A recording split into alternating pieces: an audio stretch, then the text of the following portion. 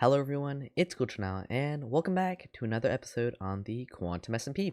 It's episode 6, and in the last episode, we built Baba Yoda his new home. It's a giant cavern underneath the ground where he will be safe, location is secure, and overall, I think the build is pretty awesome. But today, I want to shift more to the technical side of Minecraft, and we are going to be building a very, very overpowered farm, which is going to be a raid farm. And for those of you that do not know, raid farms produce tons of different items, such as emeralds. They produce totems of undying, various other resources such as saddles, and all that kind of good stuff. Everything you can get from a raid, you can get from these farms. And I believe that you can even get stuff from witch loot, so you can get some like gunpowder, redstone, which we need, and stuff like that. But actually, I've spent some time off camera doing a little bit of work. One, we have restocked the quartz, which basically means I did a huge nether mining session. We got around 52 ancient debris, which I believe I have in here. So you can see 52 ancient debris, pretty cool.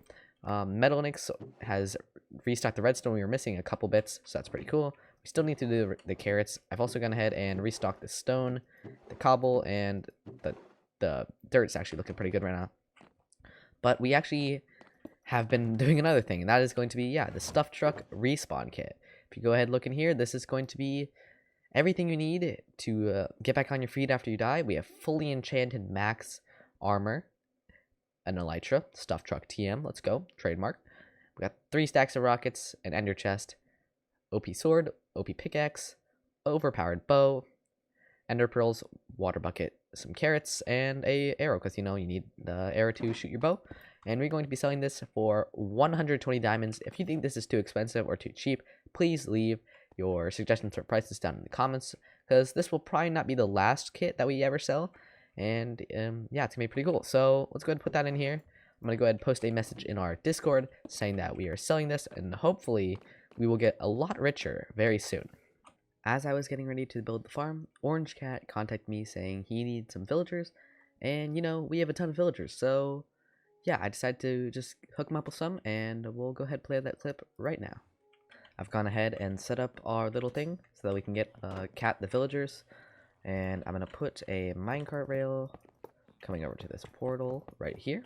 And it's gonna be pretty simple. Our villager vending machine is it's very helpful for this kind of thing. All we have to do now is grab the villagers, and the way we're gonna do that is come down here and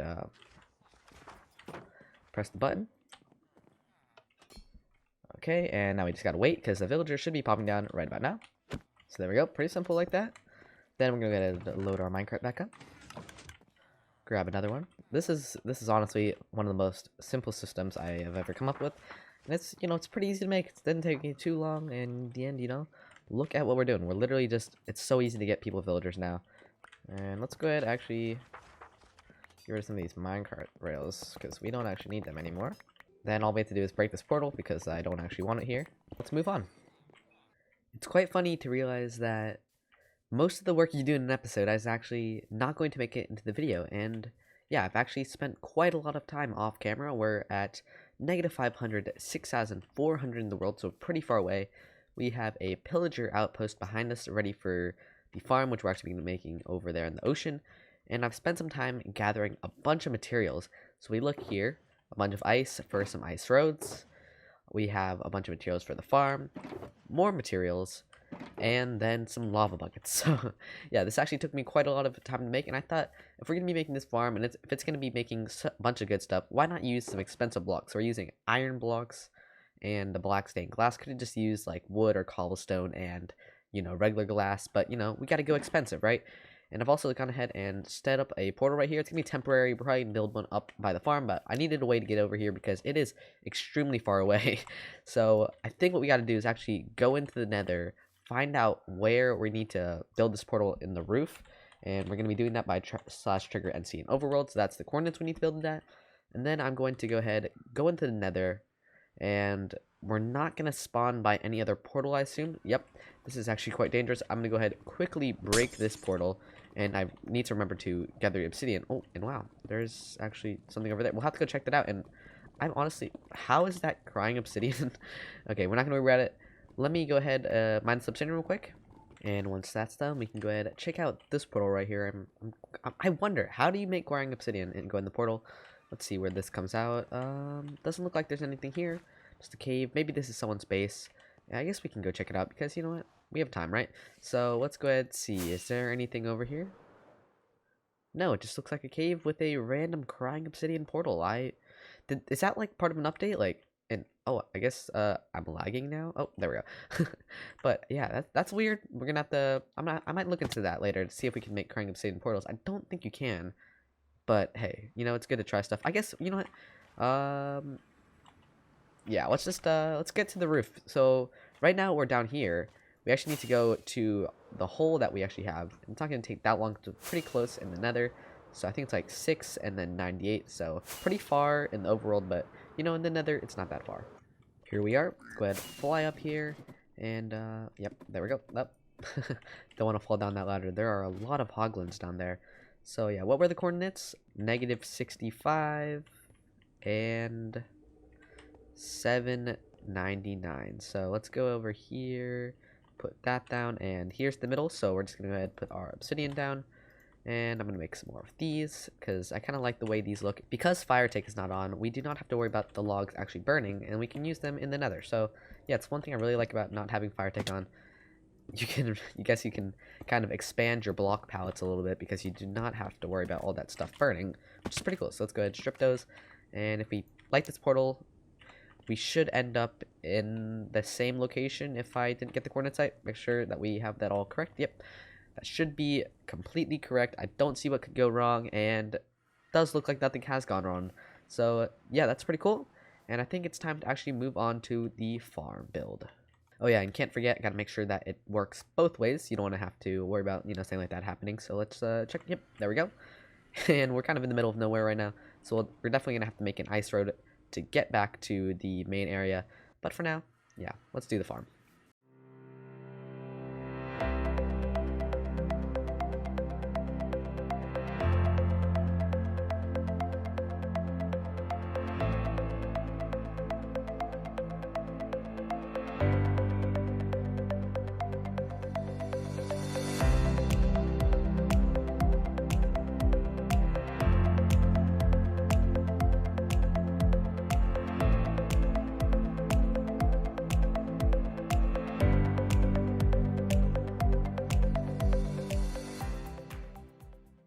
I've gotten part of the farm done, but it's actually time for me to get the villagers in right here and up in this little area here. And we're going to need to get them from our base, which means that I actually need to get a way to get back to the base very quickly.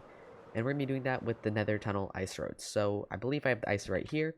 And all we're going to need to do is link up the ice road with our portal and the portal that's above the roof for this one. So yeah, let me see. We have to get back to that portal first, and then I think what I'll do is I'll make a nice little thing to get back. So yeah, let's get back to the base portal. This is the block that we need to actually build out from, so we're gonna be going that way. Pretty far out. We need to go around 750 blocks, so basically it's going to be a lot of ice placing. So yeah, let's go ahead and let's do this.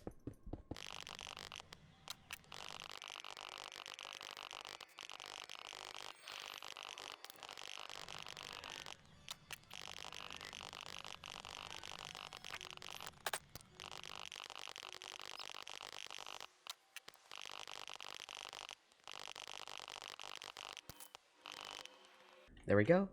And we used a good amount of ice. I think it was around 10 stacks probably. But now we have an ice road that goes all the way back. And it's going to be pretty quick to get the villagers over. Of course, we do need to put buttons and the side rails on the thing to make sure that it's completely safe to go on. But we'll do that a bit later because right now all we need to do is get the villagers over. So now it's time to go ahead over to the villager reader and do the same thing that we did to help Cat get his villagers. So yeah, I can't really zoom in here. Let's go over to the trading hall. Ouch. I've got the villagers, or the portal set up. I got the rail set up. So now all we have to do is click the button, get a villager. You should be popping down in just a second. I really do love this system, how easy it is to do. I hate working with villagers so much, so having a way to basically simplify the whole process makes it a whole lot better. So let's go ahead and get villager number 1 through the portal. There we go.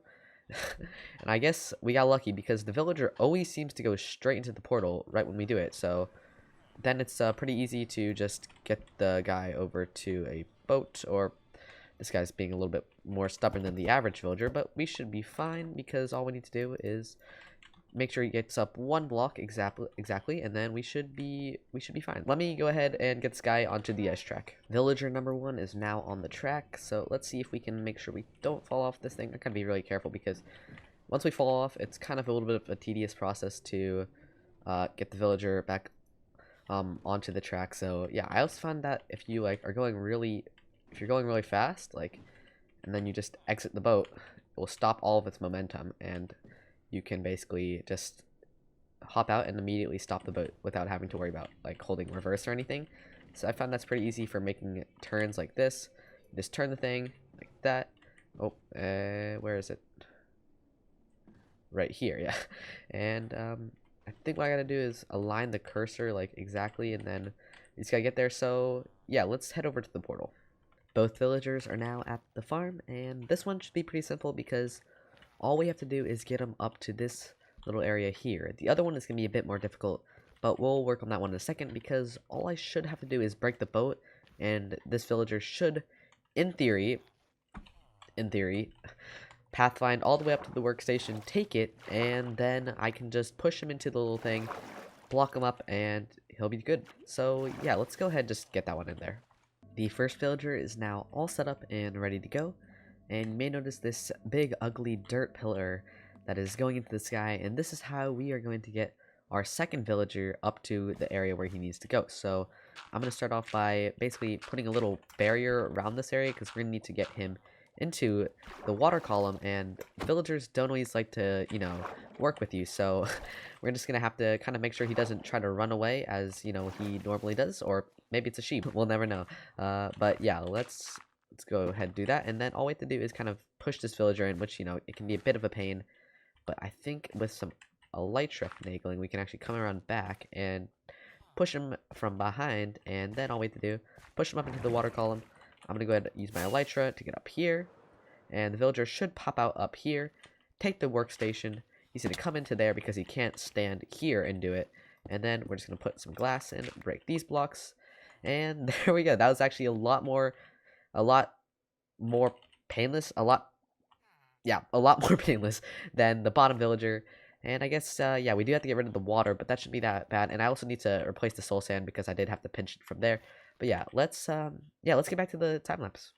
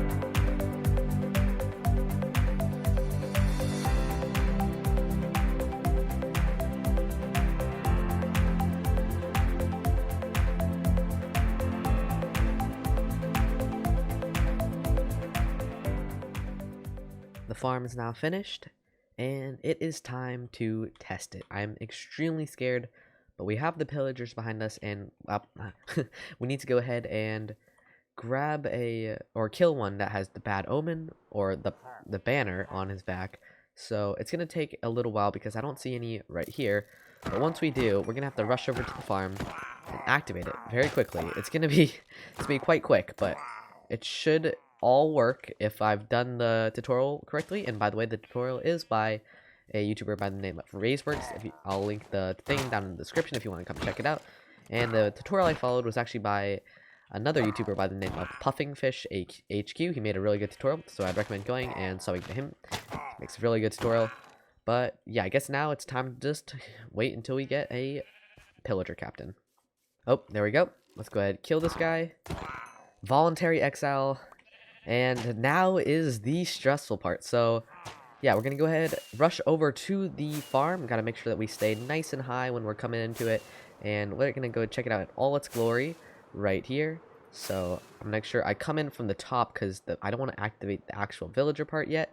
So let's go ahead, come over here. This is gonna be quite scary, so let's come over here. We gotta go ahead, flick this lever, and flick it again. And it looks like it's a little bit broken for a second, so yeah, let me fix that real quick.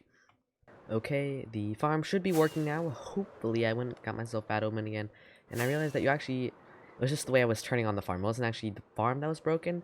So yeah, just a little bit of a derp on my part. I did not see that in the tutorial that you needed to do that quickly. But yeah, basically we need to flip this super quick and then it should start working. There we go. That's what what was intended to do.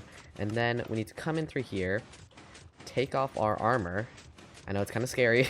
And then we're going to go ahead, come in here, and we need to let ourselves walk over to here, step back, position our thing, and then I'm going to go ahead and turn on my auto clicker like this, and it should start clicking every 1 second. So now all we need to do is wait for us to basically drop. So yeah, let's just hope it works because yeah, I spent a super long time making this, and I don't want it to go wrong, right? So it does take a little while for the thing to get started, and yeah, we are dropping. Sorry if the sounds are a little bit loud. I forgot to turn them down. But yeah, we are now over here. And the way that this is going to work is the piston should push us over. Yep, and we have the bad omen. It's working. I really do hope that this works. And if it doesn't, I will be really sad. But yeah, let's go over here. And we're coming back up the water elevator. We're in the place, and it's time to start swinging our sword. Is this going to work? The pillagers are falling. And we have bad omen again, so that is working. And we're killing all the pillagers, which is also a good thing. Is this gonna work? We have to make sure that it works for a decent period of time. So yeah, let's just keep an eye on this thing for a while, and yeah, let's see. The second raid is starting, so that worked as well. Pretty darn good. Let's you know, go back over. Yeah, there we go. And we're definitely need to make a storage system from this farm because it's extremely fast, and we don't want us to run overflow with items, right? So let's come back up. Right as the raid's starting again, the timings on this farm are just amazing, honestly. And oh, the raid bar disappeared. We got bad omen again. Absolutely amazing. There we go. And I do need to set up the villagers for the hero of the village part, but you know, we can always do that a little bit later. And I'm probably gonna lower the volume at post when I'm editing, so yeah, hopefully it won't be super loud. I did see an evoker right there. So we should have some totems of undying in the farm, which is absolutely amazing. And yeah, I guess I'm just gonna let this thing run for a bit. Okay, I spent a little bit of time AFKing just to make sure that multiple raids worked in a row. They did. The farm worked amazingly. So yeah, I only spent like what, maybe 2 or 3 minutes just so I could see that we could get a couple raids. And what did we get from that? Oh my gosh. This is 3 minutes. This is why we need to make a storage system, because this is going to get filled up so fast. We have so many totems, so many. Oh my goodness, this farm is amazing. And I honestly, I don't know why this is the first time I built this farm. It is the best farm in Minecraft for sure, in my opinion. Look at all these crossbows, and we're gonna be able to sell totems at premium prices. We can have one at all times, and this is going to get us pretty rich in the stuff truck. Also, we got some heads, which is pretty awesome. And yeah, I'm really happy with how this turned out. I was a little bit nervous because I've actually never built one of these, and I didn't want to, you know, screw it up or anything. But it does look like it's turned out really well. And I think the next part of this episode is actually going to be getting the storage system up and running so that we can AFK at this place for long periods of time. Because yeah, I really do think that we are going to need a ton of storage, because emeralds, you know, these are so good. We're probably going to trash a lot of this other junk, like the axes, some of the crossbows. I don't really need those that much. The saddles and all that stuff, but we're also getting redstone from the farm, which is amazing. And so we're gonna have a good source of redstone for the stuff truck as well. So yeah, let's start working on the storage system. Oh yeah, and I also wanted to show you this quick clip of the farm in action because it is pretty insane.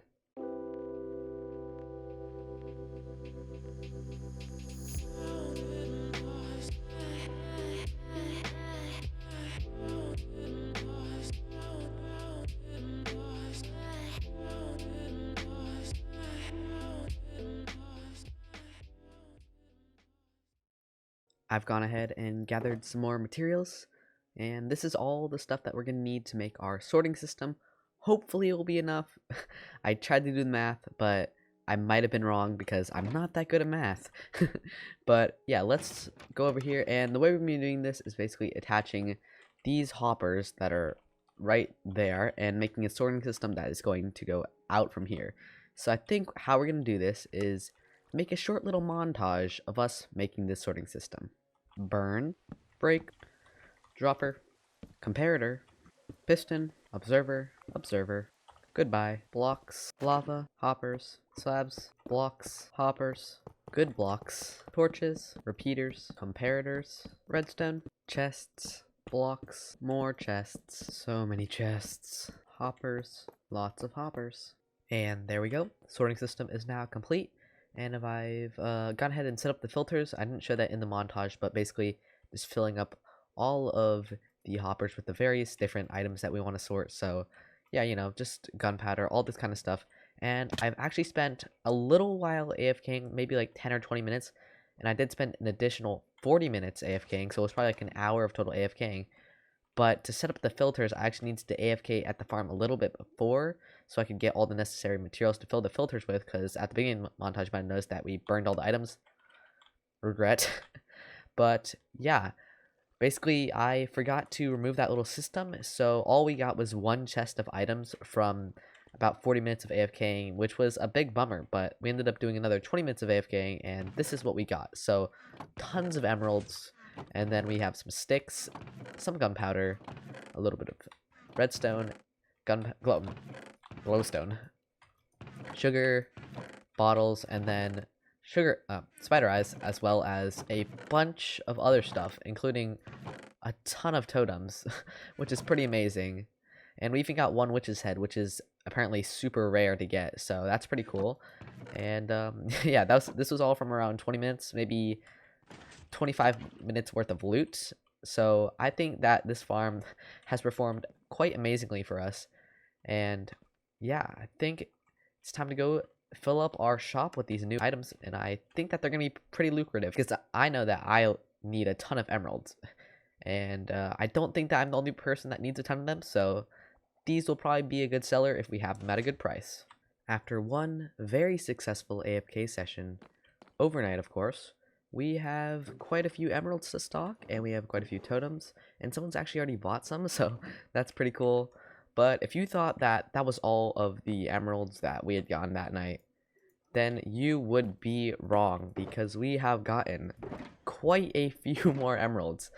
And this is probably going to keep us stocked for our personal uses and for the shop for a pretty long time, because 3 of these stocks the shop up completely, and we have almost 2 shulker boxes full. So that's pretty amazing.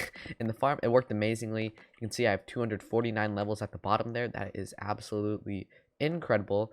And now we don't have to worry about any totem shortages. We basically have infinite totems, and that's pretty cool. So I hope that the diamonds will start rolling in, because yeah, diamonds and emeralds and totems are pretty valuable.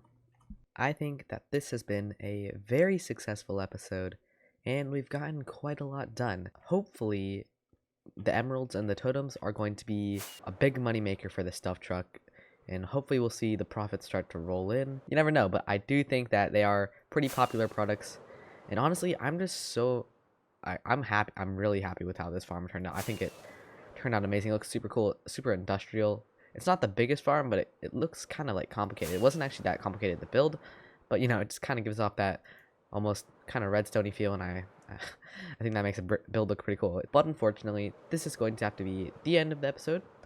Hope you all enjoyed. If you did, make sure to like and subscribe. This has been GlitchNOut. Goodbye, everyone.